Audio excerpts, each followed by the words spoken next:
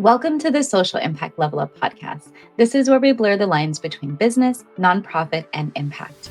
In season 3, we're redefining success for social entrepreneurs looking to grow their revenue. If you have reality-changing ideas, this is the place for you. Let's jump right into today's episode. Hey, what is the number one thing that you need to do as an entrepreneur in order to be successful? Well, I can tell you right now, it's get into the right mindset. And our guest today, Naheed Overfield, is going to tell us how we can do just that. She is a coach who focuses not only on mindset, but how we could be more successful as individuals or executives. I'm so excited to add this woman to my network and also to bring her voice to you. So we're going to jump right into this episode and say, Naheed, who are you and how do you make an impact? Good morning, and thank you for having me over here, Wendie. This is really, I think, a very important subject for entrepreneurs as we want to do something more than just have a business, right? So your shows and what you are doing is really highlighting a passion that so many of us have. How do we create an impact? And so let me start by saying a little bit about who I am. I think most of us start this journey with some kind of setback, if that's the right word, right? I mean, we have to discover ourselves. Maybe setback is not the perfect word. The discovery part is always there. And it's in the discovery that we learn something about ourselves. And that's kind of what I had to go through. I went through this process where I kept putting myself, if I was a square peg, I kept trying to fit myself in a round hole, and it didn't work. And I did that for decades, but it still didn't work. I thought if I worked hard enough at it, that somehow the other things will magically work in place. So I came from a background first of psychology, then working in finance, still not feeling satisfied. And then I had no choice but to sit on my stump for a bit and figure out, okay, who am I really and what do I really want? And that's kind of how I've come to this place where I realized for me, mindset was the bottom, like the foundation. If I didn't focus on my mindset, if I didn't work through my mindset, then there's no way, forget making an impact on somebody else's life. I can't make an impact in my own life. So that was ground zero for me. Oh gosh, there's so many truths in that are what I remember the first conversation I had with you. I said, wow, our experiences are so similar. And then we show up wearing pink in the interview. And I said, gosh, we're just in such a tangent. So I love what you said about the discovery, because that's exactly where I started my business, out of a journey of losing a job, losing a department that I was leading. And then all of a sudden realizing that entrepreneurship was the answer for me to be able to be more free in the work that I'm doing, in the ways that I want to work and who I want to work with. And I love what you said is like, unless I had that self-discovery and knew that about myself, I probably wouldn't have been able to structure my business in the way that is bringing me joy every day.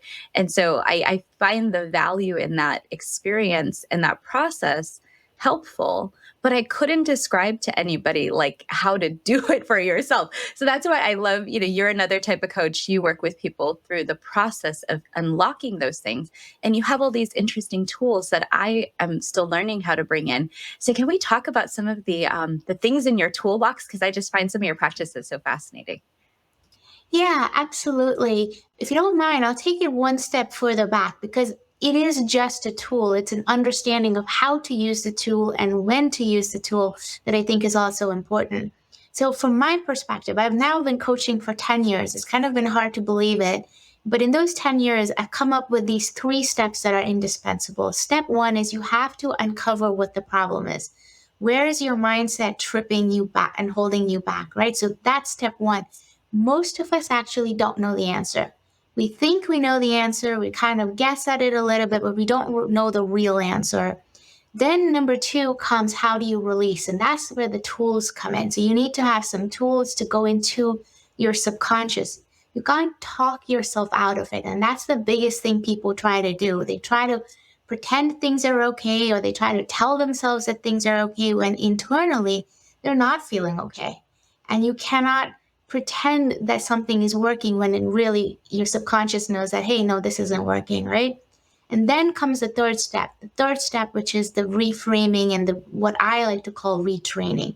People try to jump to the reframing first before they do the release. So as far as the tools, I love mind-body tools, and there are a lot of them out there, but I specifically focus on EFT, which is known as emotional freedom technique, right? Most people know it as tapping because you tap on your acupressure points. And so why do we do it? It seems like a weird thing. You know, a lot of my clients in the beginning, like, I feel weird doing this. I look weird doing this. But there's a very specific reason that now we know through science.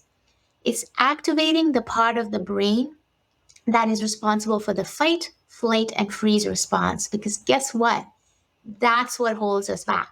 That's where all those memories are, those past feelings of disappointment and failure and all those limiting beliefs that, we try to suppress.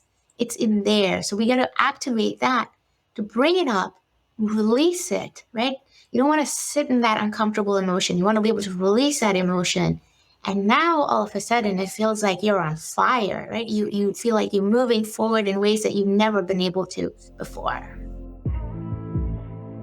If you're looking for funding and don't know where to start, let me introduce you to the secrets even grant writers don't know.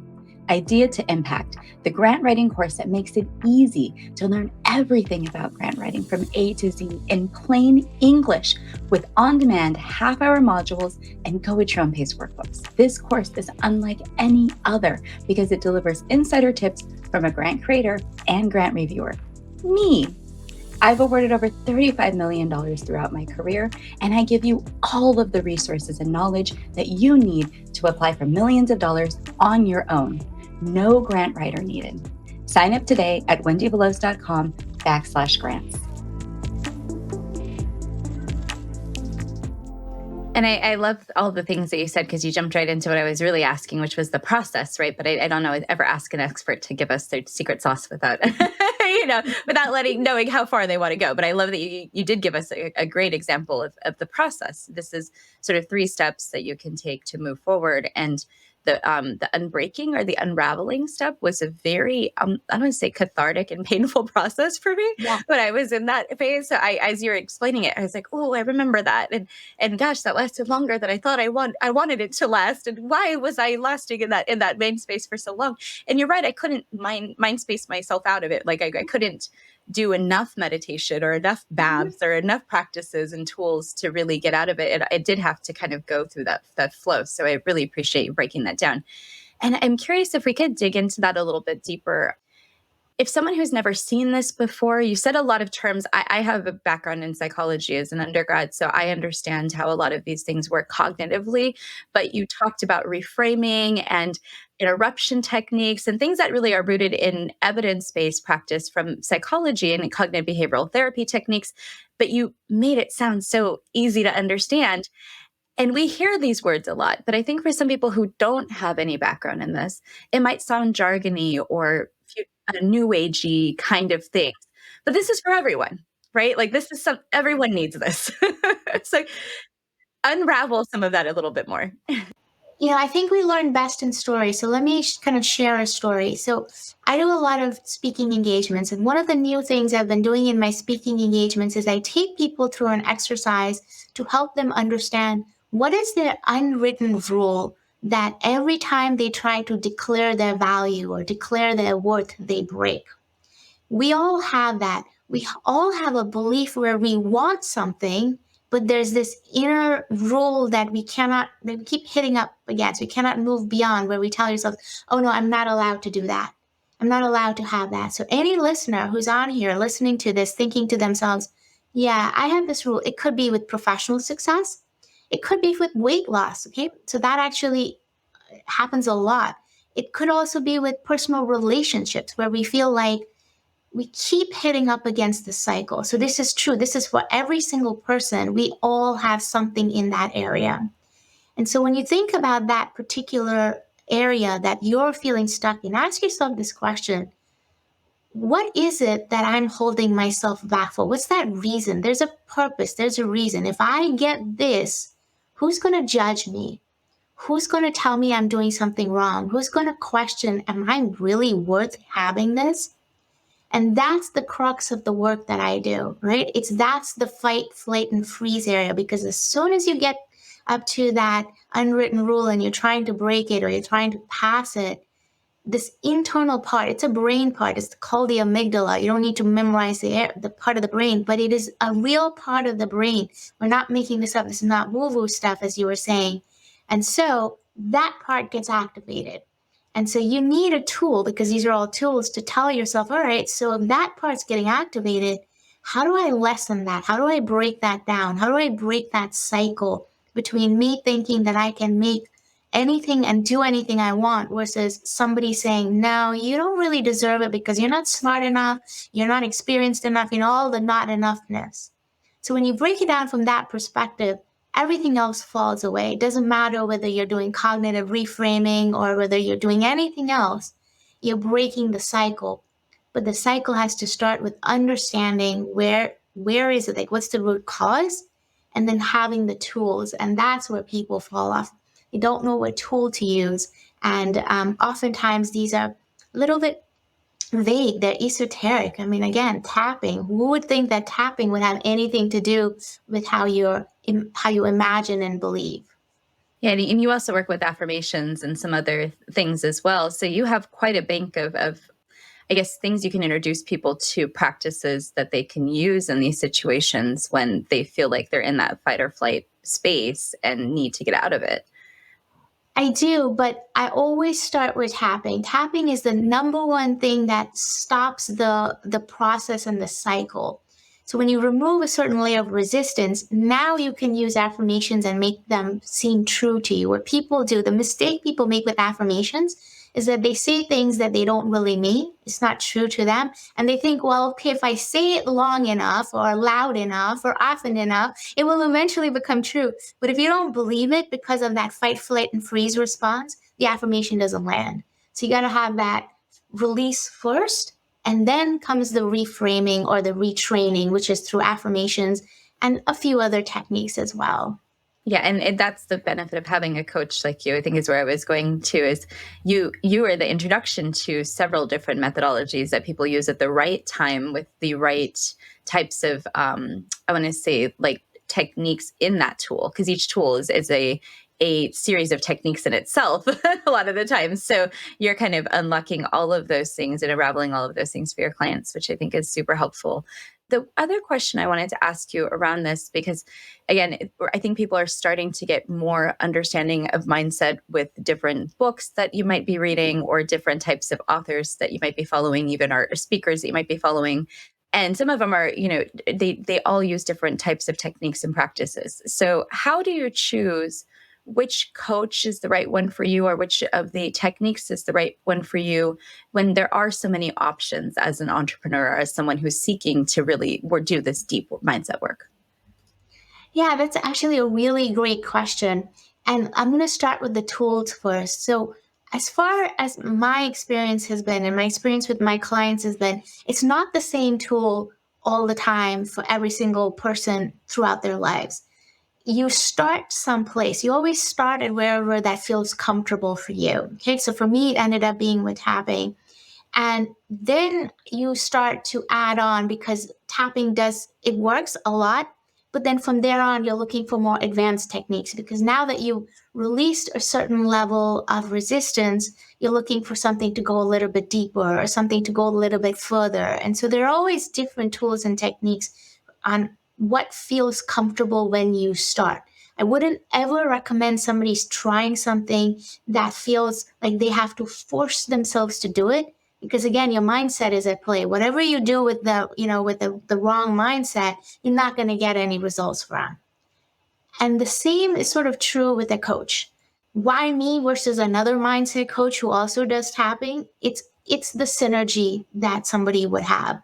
Some people feel more comfortable with me, but others don't. And for that reason, I'm a big proponent of referring people. Like, I will tell another tapping coach that, hey, this person's not a right fit for me, but maybe you want to talk to them. So it's really about interviewing someone and saying, how do I feel with this person? Because guess what? You're going to be sharing some of the things that feel the deepest and darkest, only to, by the way, realize it's not so bad. You're actually a pretty decent person. That's our biggest fear. Like, oh my gosh, I'm going to share this. What are they going to think about me? I have most compassion for my clients when they share something like that. And I don't know what it is. I don't I'm not forcing myself, but that's when I'm like, oh, wow, look how human this person is. And look how wonderful this person is as well. So it's about having that connection with your coach to be able to say, I feel safe. Number one, safety. I feel like this person has a process that could lead me through whatever it is I'm looking for, because you don't want to waste time and money, right? Two things that we're never going to get back once you put it out there. So you want to find someone who you think that, yeah, they know what I'm going through. They have a process to be able to help me to get through it. And it makes sense to me, right? They have to understand every step of it, but it makes sense that what they're talking about really resonates. You can't teach truth. You either resonate with it or it doesn't feel truthful to you. Yeah. Yeah, I mean, you might be trying to force something with, working with a coach or even a client. I think you said it beautifully from the entrepreneur's perspective. I want to find fit in the clients that I work with as well. And if I don't think that they're the right ones for me, I have a network of people who do similar things that they might also benefit from for whatever unique problem that they have. And I think that that's really important entrepreneur point that you blended into that answer. So I wanted to call that out. So I think that it's really interesting to hear, kind of, you alluded to that you discovered tapping and all these other things, but as an entrepreneur, how did you go? What is your personal journey of how you discovered you wanted to help other people? And this is sort of what you wanted to do with your part of your life. Like, what is your story behind how you built your business? Yeah, sure. So, as I mentioned, I started off as an undergrad psych major as well. I was planning to do my PhD in research, and I got to a point where I thought, because research in biopsychology or neuroscience is all animal based.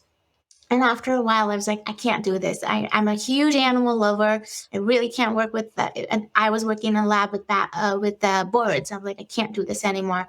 So without having any understanding of what the business world is, I just graduated with a degree in psychology, which is now worthless because I don't want to pursue it any further. I'm like, you know what? Stock market. That's what I want to do. Have no idea what goes into being goes into business or accounting or finance, but somehow or the other, I managed through my mindset and sheer determination and perseverance. I got myself through to the Nasdaq stock market. And then from there, I did my MBA. And then from there, I moved on to one of the big four accounting firms. And what was happening was with every stage, I was moving further and further away from what was true to me. I didn't know it at that time. I thought I was living, the American dream. You do this, then you do that, then you have your white picket house, your house with a white picket fence. That was what the trajectory was until I came to my most recent job and I hit a brick wall.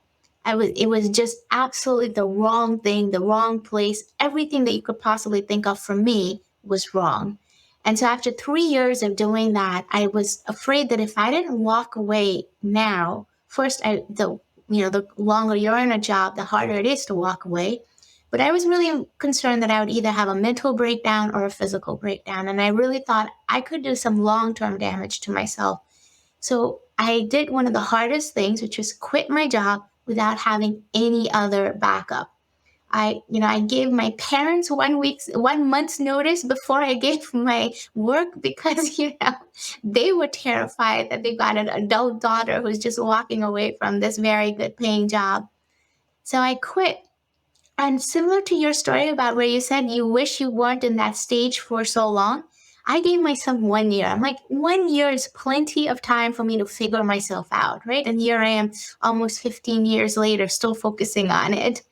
And so while I was in that process where I'd quit my job, I was looking for another job, looking for very traditional types of jobs, I came across this woman who's a therapist actually from New York, and she started talking about tapping. And I couldn't explain to you why I gravitated to that because at that time I was just constantly reading and studying and learning. So I learned about lots of different techniques and people, but tapping somehow or the other it just clicked. And so I purchased these, I didn't have a lot of money. I didn't have a job at that time. So I purchased a set of her CDs. They weren't even DVD. Nobody even has a CD player anymore, actually. So you know how long ago that was. So I purchased these CDs and I started working on myself. And it was amazing what I was uncovering through tapping. For the first time, I realized, wow, it's not me who's dumb. It's not me who's stupid. It's not me who's lazy. It's not me who cannot accomplish anything.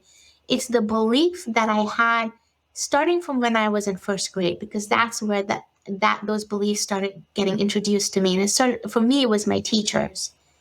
And when I realized that, I thought to myself, wow, I cannot be the only person who had, imposter syndrome through the roof and everything else. So I was sabotaging myself.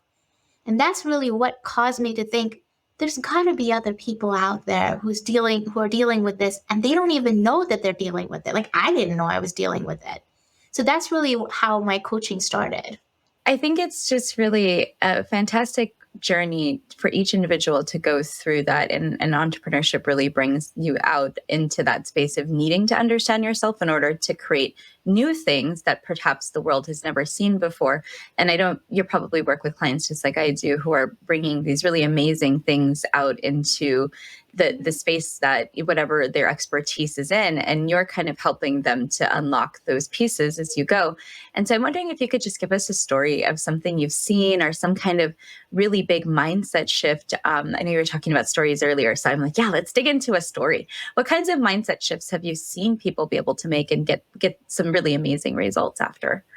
Yeah, I'd like to always go back to one of my earlier clients. There's lots of, let me step back and say, for each client, what they have achieved is a big accomplishment for themselves, right? I mean, because sometimes their mindset is so stuck, and even if it's a small shift, it's still a big change for them. So from that perspective, we always like to honor and also celebrate all the wins. But one of the people who I had really early on, one of my clients really early on, his name was John, and he came to me because he used to be an independent consultant. He would go out and bid on contracts. And when John would bid on these contracts, they would be in the 10, 15,000, maybe $20,000 range. Now, this guy's a really smart guy. He's a PhD. He's got almost didactic memory. So, I mean, let me just say he's got a lot of potential inside of him. And so I always do this little exercise with my new prospects, asking them where they want to go, like what's their goal.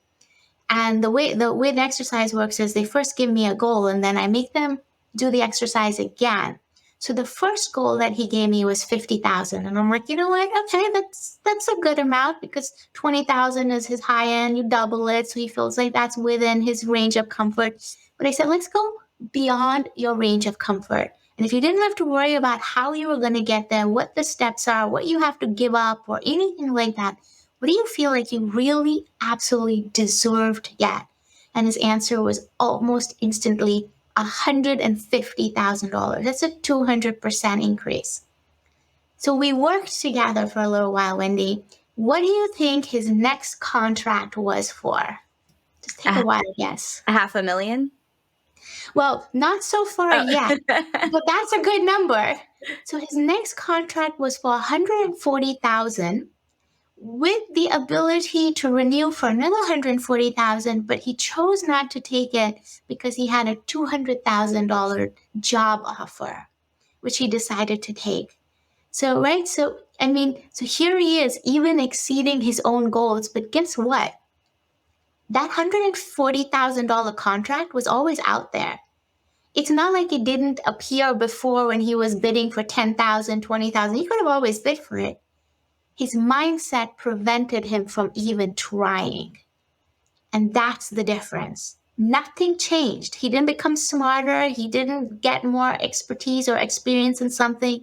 He just simply had the confidence to be able to bid for it. And it seems so simple, but it's so profound, right?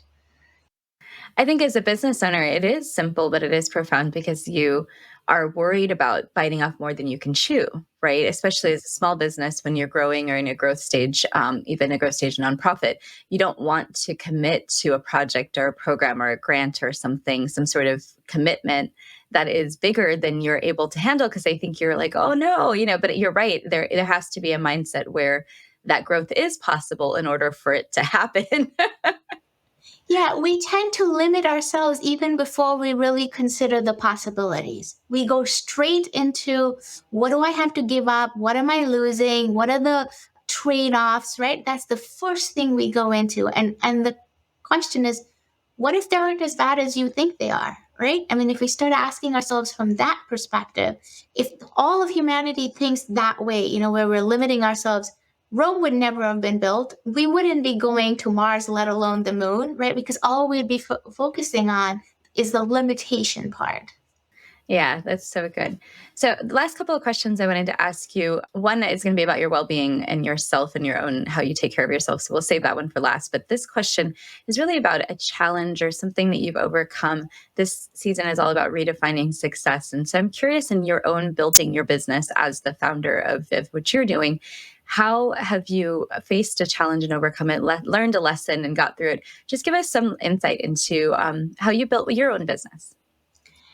So every challenge in my life has always been focused on confidence and trust. Right? Those two kind of go hand in hand. I mean, there are dozens, if not hundreds, of examples for me personally related to that. First and foremost, the confidence to start this business. I'll tell you, I didn't want to do this. I was terrified to start coaching, to the point where, in order to distract myself, I used to eat, and I put on 20 pounds just because I was so scared to do this coaching business, because I didn't believe in myself. I didn't believe that I had something inside of me to be able to help someone. What if I made it worse, right? So that was a huge fear that I had to start working right from the beginning. But even today, every now and then, I will meet somebody who wants to make a change, but they're not open to making a change. And as an entrepreneur, as a coach, I have to remind myself that my success, as strange as it seems, is not defined on the success of my clients, right? I mean, I cannot tell me that I'm only good if every client meets my definition of success. And that's what we tend to do. And that's what all of us in this space generally have, this we tie our feelings of self-worth on how our clients do. And that's a constant message I will say to this day. My coach reminds me of, to say that, hey, trust in your process, trust in your intuition, and trust that you know how to get somebody there, and get yourself out of the way. It's none of your business where that person is. It's that person's business. It's where he or she chooses to be in this moment. Don't try to force their journey to be what you want it to be. Yes, that's such a good reminder. I love that reminder for all of us who do have work with clients and do have outcomes that they're trying to reach or that we've set as goals together. And then when you don't see folks achieve, you're always going, "Oh no!" So I appreciate that reminder. And the last question for you before we kind of wrap up this episode is really around, how do you take care of yourself and maintain your own well-being so that you can continue to show up and serve other people and help others? That is so important. I think about this. I have a bit of a luxury. We run our own business. If I was a nurse, or if I was, somebody in the helping field, or where they are on schedule, they don't get enough downtime. I really think about this quite a lot. So for me, the way I tell myself is, I need space in my calendar. I need white space in my calendar. So in the middle of the day, I take off for an hour to go walk my dog. I wake up pretty early in the morning. First thing I do is listen to my meditations. I do it first thing in the morning, and I do it last thing at night. If I have time in between, I will do that as well. But my walks are actually quite meditative walks. It's not just letting my brain just wander. I get very focused on it. And the biggest thing is, and this is sometimes hard for people to hear, invest in yourself. I do ongoing coaching. I have a business coach, and I also have my own personal coaching, which actually then feeds into my business because I use a lot of what I'm learning. But I need that ongoing coaching. Every year, I just re-up and go to the next coaching level. And a lot of people want that quick fix, that free thing, or that small $50 or $90 investment. But that's not where transformation happens. And, you start where you are able. I have to start at that place too, but then recognize that this should be a priority. If you are important to you, then this also should be a priority for you. Yes, if growing yourself and growing your business is a priority, then you're going to invest in a coach. I don't understand how you do entrepreneurship without having access to someone to help you get through these barriers, and someone, again, like you, who has different tools and techniques that you've invested in learning and that, others can learn through you. So I really appreciate you being here and sharing your wisdom with us today. All of the different perspectives that you have are so amazing to me. I could talk to you for hours and hours about these things. So I just wanted to bring your voice to the podcast and to uplift it, because I just think you have such a beautiful message in the way that you frame the work that you're doing, the way that you help and transform other people. So thank you for all the work that you do, Naheed, and for being part of the network and the collective.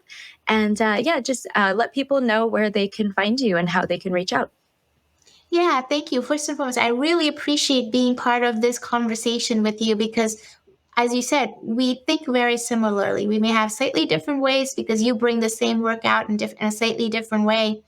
And the best way for people to find out more about me really is to get onto my website. It's Oberfeld Coaching, Oberfeld coaching.com. And you're going to learn I have group coachings and also individual coaching. So if anybody feels like they're stuck, love to have a conversation just to see what's that next step look like for you. It's wonderful. I'm glad you spelled that, because I would have spelled it wrong. So, all right. So today's guest has been Naheed Overfield. We talked about all things mindset, EFT tapping, and all the techniques that you can use to help keep into the correct entrepreneurial mindset. Thank you guys for joining us for this episode, and come back soon. Thanks for joining us for today's episode. I hope that you enjoyed the conversation, and we look forward to having you come back. If you're curious about something that we've said, it's probably down in the show notes. Make sure that you check those out.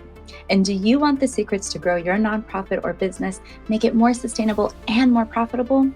Hop into my Learn, Grow, Thrive University, where I give you exclusive access to resources, mini courses, and templates for free. All you have to do is sign up with your email address at wendyveloz.com/university. See you next episode.